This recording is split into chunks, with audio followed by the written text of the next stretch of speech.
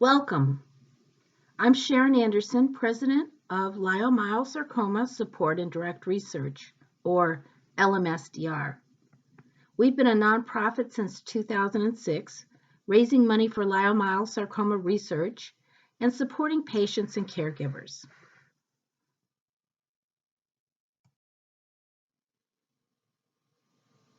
Growing Through It, a journey from panic to powerful. This webinar is to help you learn and grow. This was meant to be participatory, so grab some paper and a pen. I'll ask you to pause the video a few times so you can do the exercises at home. All right, let me put my social work hat on and talk about how to cope with the trauma of having cancer.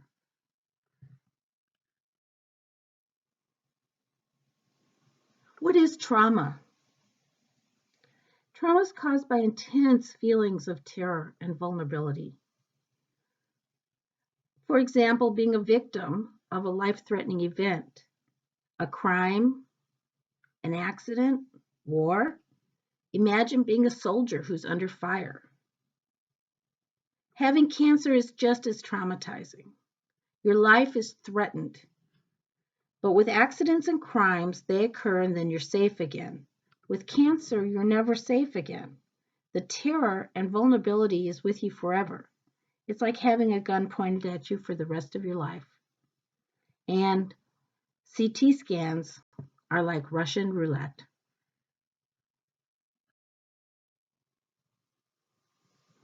Scanxiety, panic, anxiety, helpless, vulnerable, terror. You're shaky, you're terrified, and you can't stop thinking the worst. Why can't you control this? The answer is deep inside your primitive brain.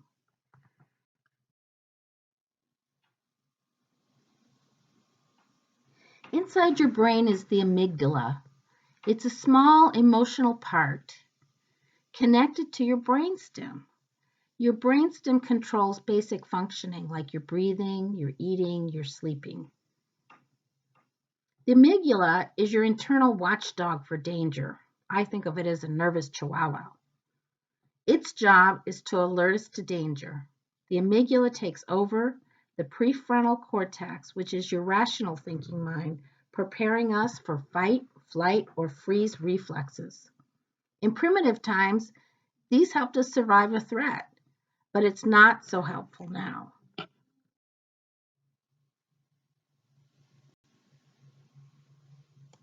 Here's a little demo of what happens inside your brain. Your wrist is your brainstem, and it connects to all your breathing and your respiratory and all your basic functions.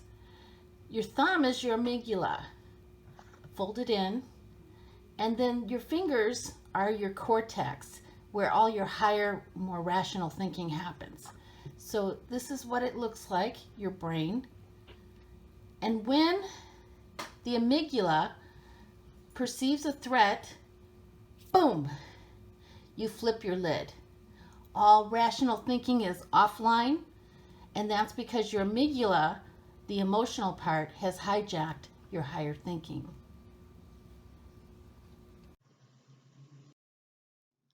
Fight, flight, or freeze. These are our primitive reflexes to threats. In caveman times, you might be down there in that green zone socializing with your tribe. All of a sudden, there's a tiger. The amygdala signals. Adrenaline rushes through your body. Your heart pumps, your eyes dilate, breathing is quick, and you start to sweat. You're getting ready to fight that tiger, or to run and hide from that tiger, or the most intense reaction to fear, freeze. When the threat is gone, you can return to normal, back to the green zone. You can think again and socially engage with other people. How long do you think it takes for your adrenaline to go down and out of your body? It can be anywhere from 18 minutes to 4 hours long. Today, an example would be a fight with someone. Say they said something that threatened you. Your amygdala starts to bark. If it's fight, you may be defensive, maybe get angry, maybe blow up, or attack back. Flight, you might leave the room because you need your space. Freeze, you might go blank. You're in shock. You're just literally speechless. This all happens because the amygdala hijack. And without your rational thinking brain, you really can't engage with someone to problem solve. So think about being a cancer patient and how it might look when you're feeling unsafe. If you go into fight mode, maybe you brood over how the doctor talked to you. Maybe you want to obsess about something that went wrong, or sue or blame yourself.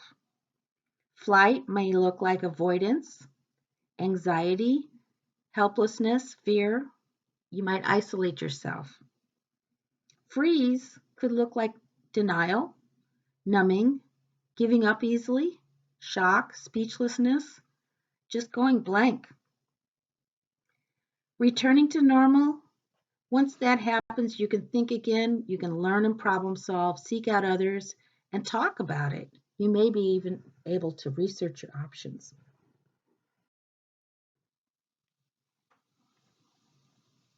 Let's go back to caveman times.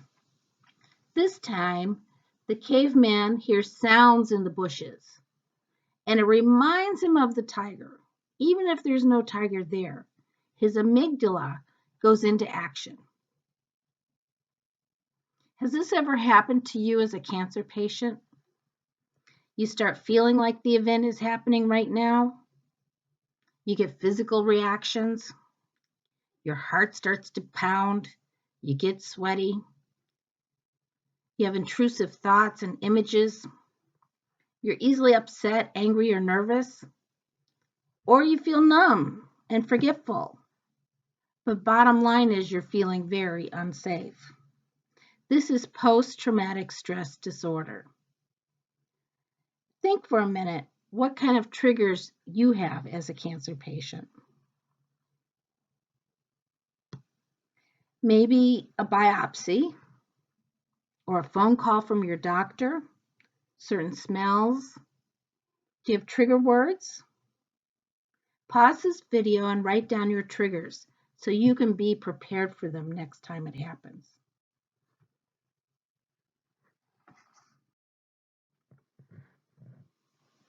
Depression goes hand in hand with a cancer diagnosis.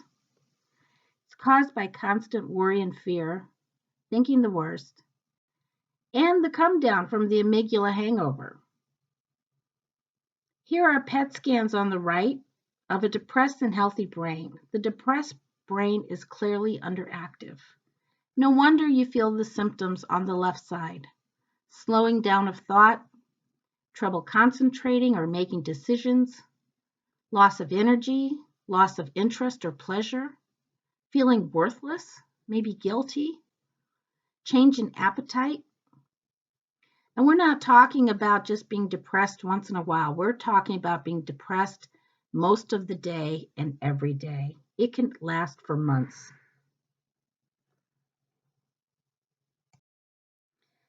There's a biological basis to major depression. There's a disturbance with the normal, healthy chemical neurotransmitters in the brain. Your brain's an organ just like your kidneys and your liver, and it can be damaged by chronic stress.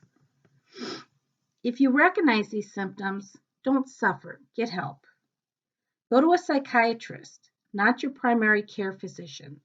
A psychiatrist is a medical doctor with training in the brain's chemistry.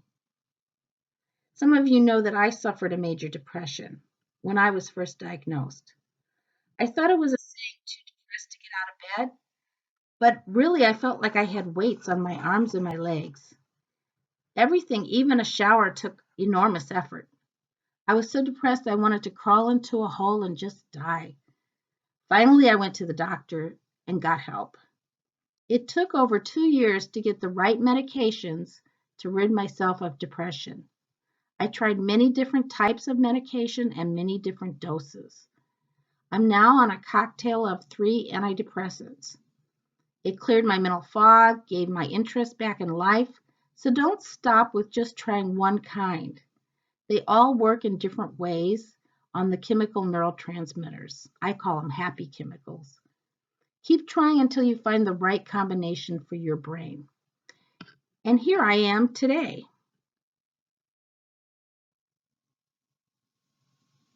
Never felt better.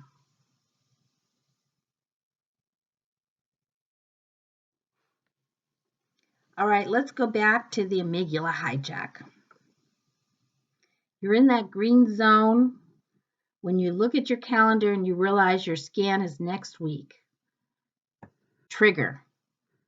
Adrenaline rushes in, your heart pounds, your mouth is dry, your stomach rumbles, and you get shaky. You panic and you can't think. What can you do?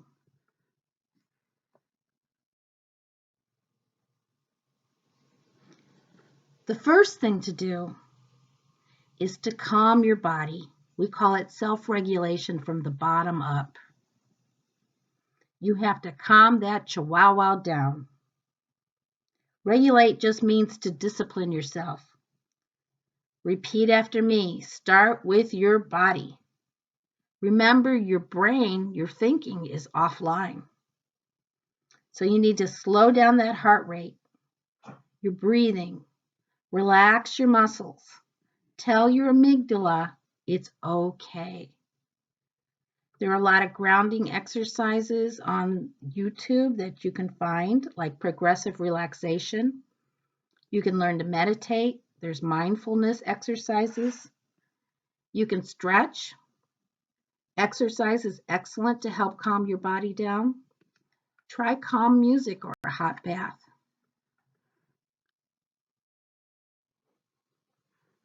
Try this exercise.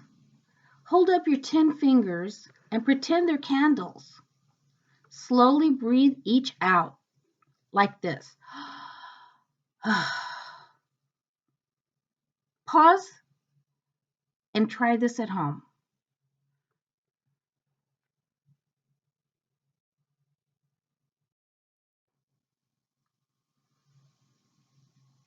Here's another exercise you can do. Fold your arms across your chest and squeeze.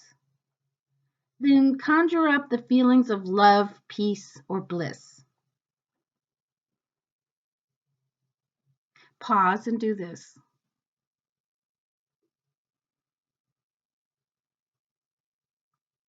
Congratulations, you just gave yourself a big hug.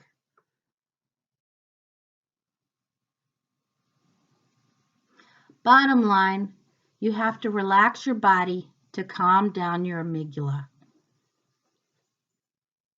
Do whatever works for you.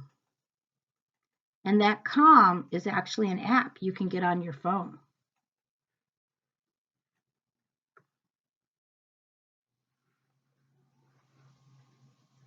The second thing to do, once you've calmed that chihuahua down, is to calm your racing thoughts. You can name it to tame it. That means give what you're feeling a name. You can reach out to other people. You can visualize what you want. You can do some problem solving and make changes in your life and practice thought control. Remember, you can only do this after you calm that chihuahua down.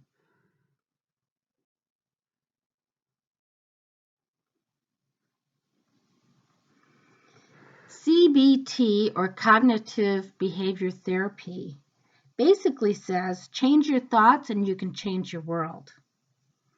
They believe that change in any of these, your thoughts, your behavior, or your feelings, will affect the other ones. But mostly start with your thoughts. I'll show you ways you can do this in the next few slides.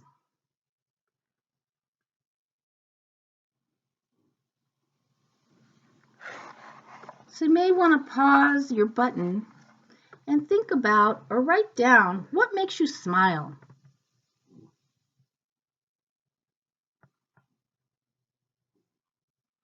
Maybe it's the feeling of sunshine, seeing a puppy, seeing a baby, the sunset.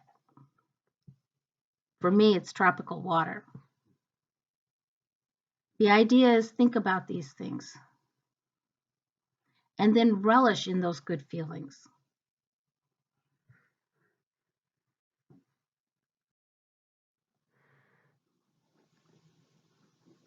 So Winnie the Pooh and Piglet were walking in a forest. And Piglet said, "Supposing a tree fell down, Pooh, when we were underneath it?" After careful thought, Pooh said, "Supposing it didn't." And Piglet was comforted by this. So remember, worry is just your imagination about the future. Worry is just your imagination about the future.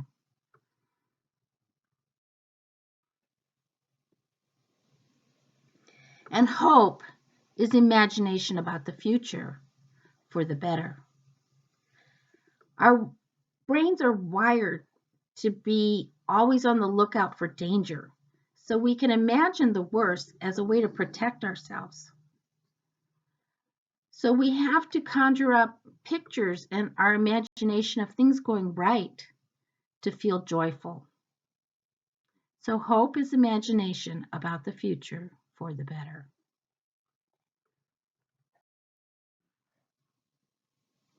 Drainers and gainers. Now this is a good example of an exercise you can do to change your behavior and get rid of the negativity around you. So drainers are things that take away your energy. Gainers are things that give you energy. They might be chores. Drainers might be chores that you've put off, negative news stories, toxic people. For me, it's clothes that don't fit. Could be a lot of clutter. All those things take my energy and make me feel bad. Gainers might be buying fresh flowers. For me, finishing that project. Dinner out with friends. Maybe exercise or yoga, and definitely spending time in nature. Pause the button now and make a list of things in your life that are drainers and what you can do to make more gainers. And then try to get rid of the negativity around you.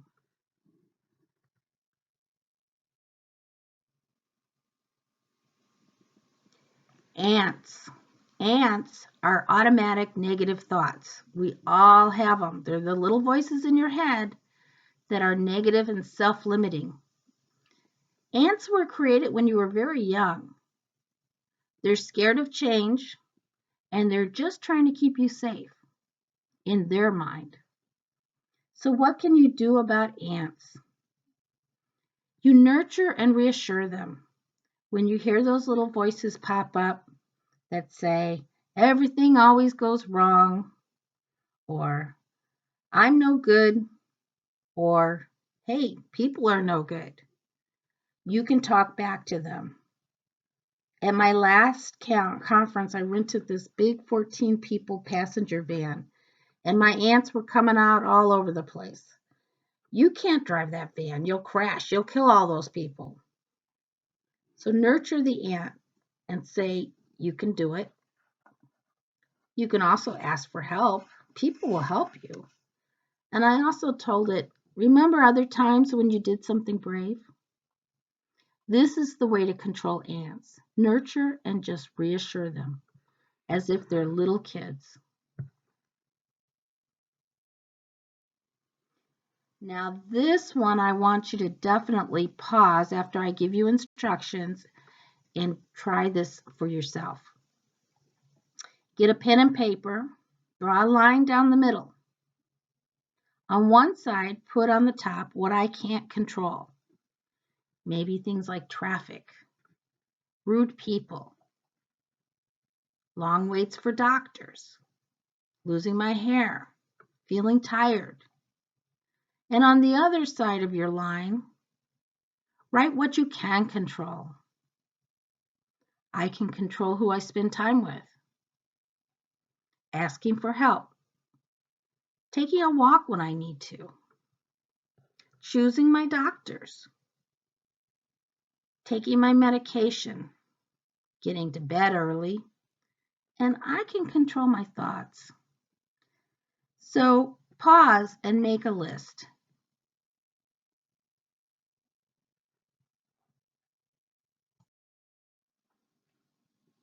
After you've made that list, I want you to tear the paper along the line.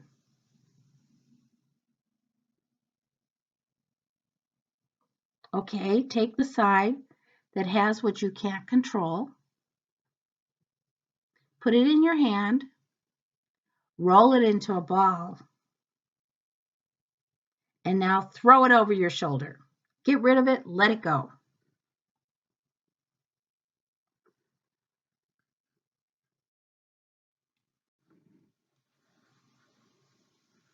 Step up into a new perspective.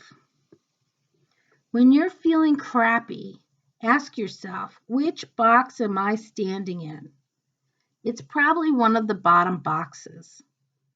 The victim is kind of helpless. They whine, they blame other people, they make excuses for themselves. They're always doom and gloom. They have a lot of ants. The warrior is angry. They complain nonstop. Maybe they lash out. They can be hurtful and hold resentment. If you recognize you have one of these perspectives, I challenge you to take a step up, either into big picture or acceptance. The big picture is like seeing a bunch of puzzle pieces. You can see all the little parts of the situation, like other people's feelings and their perspective, or some of the facts. But you can stand back and see the big picture and how those all come together. Acceptance. Well, sometimes you have to just realize there are things bigger than us and make peace with the situation.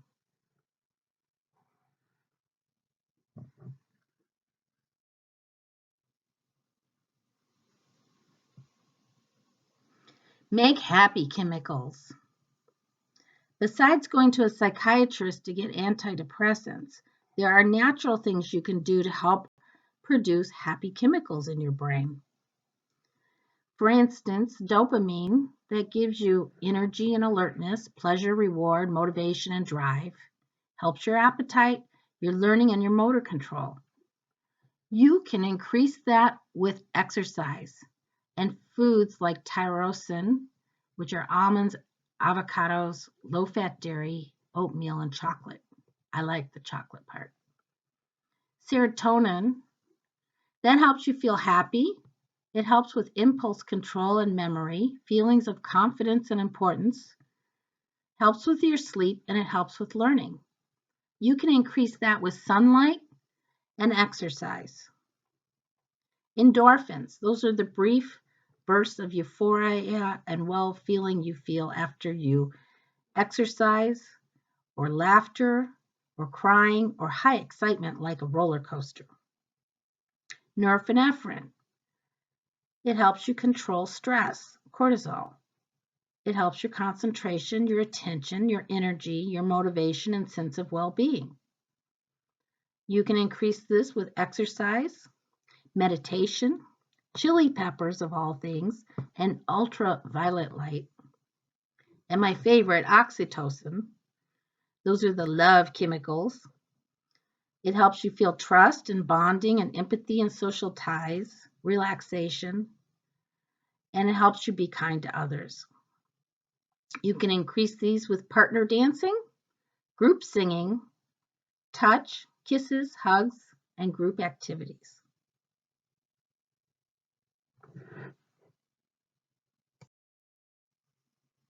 Now, what's the one thing these all have in common as a source?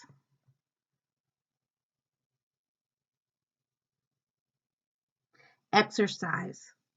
Exercise would be what every doctor would prescribe you if they had to give you something to make your life better. Exercise helps everything, but it helps increase the happy chemicals in your brain. And if you can't feel any joy at all, then it's time to get treatment. And if a little ant creeps up, talk nurturing to it and reassure it. Tell it it's okay to take medication. Sharon does it.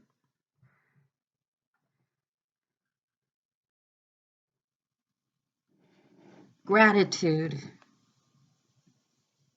Gratitude is the soil that joy grows into.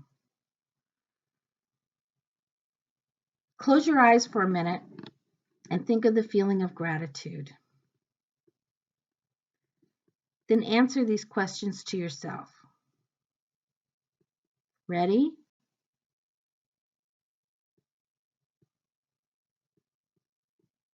Where in your body do you feel gratitude?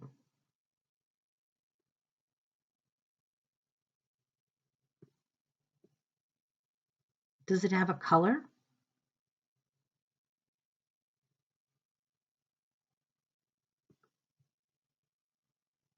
Is it light or heavy?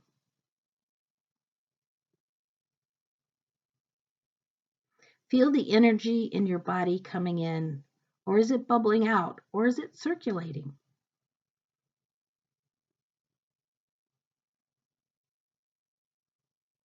Do you see pictures of things you're grateful for? Let the pictures come.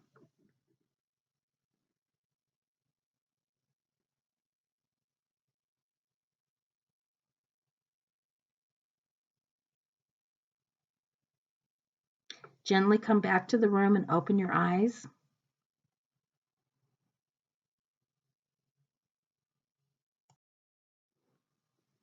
Gratitude gives instant joy. Try a gratitude journal. Write down what you're grateful for every single day. Look for opportunities to be grateful for something. You will see your life change.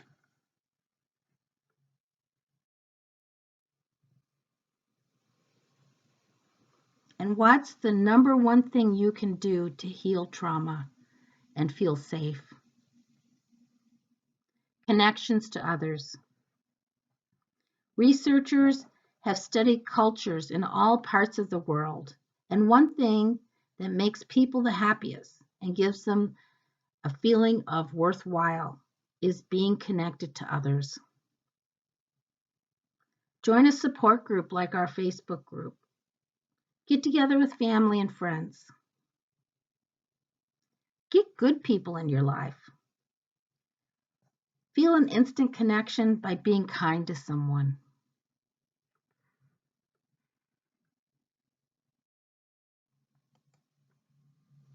So let's remember, trauma and triggers is really the amygdala hijack.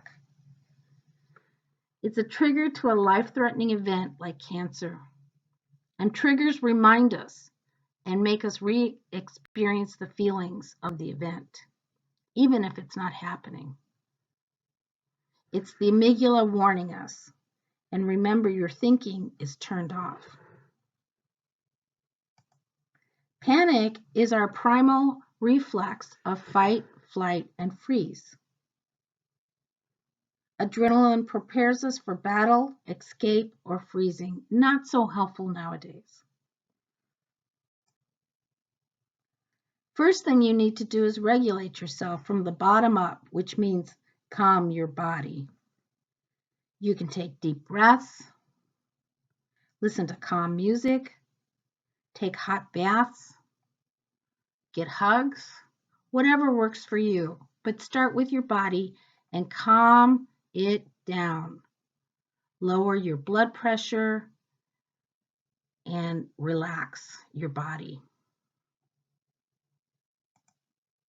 Then, and only then, can you regulate yourself top down and calm your mind. Practice thought control. Remember, your thoughts affect your feelings, and your feelings affect your behavior. So we learned that worry is just imagination. We learned that our automatic negative thoughts are ants. can be nurtured. We can talk to them. And you can always change your perspective by stepping into another box of the big picture or acceptance. Make changes in your life. Remember, we did drainers and gainers. You want to add more gainers in your life. Get rid of the drainers. And control what you can and let go of what you can't. We talked about depression and happy chemicals, and get help if you need it.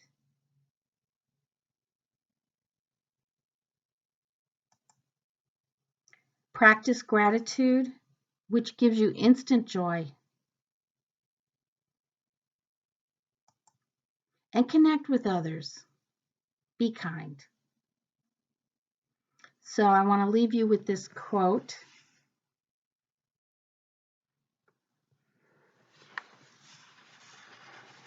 If we don't change, we don't grow. And if we don't grow, we aren't really living.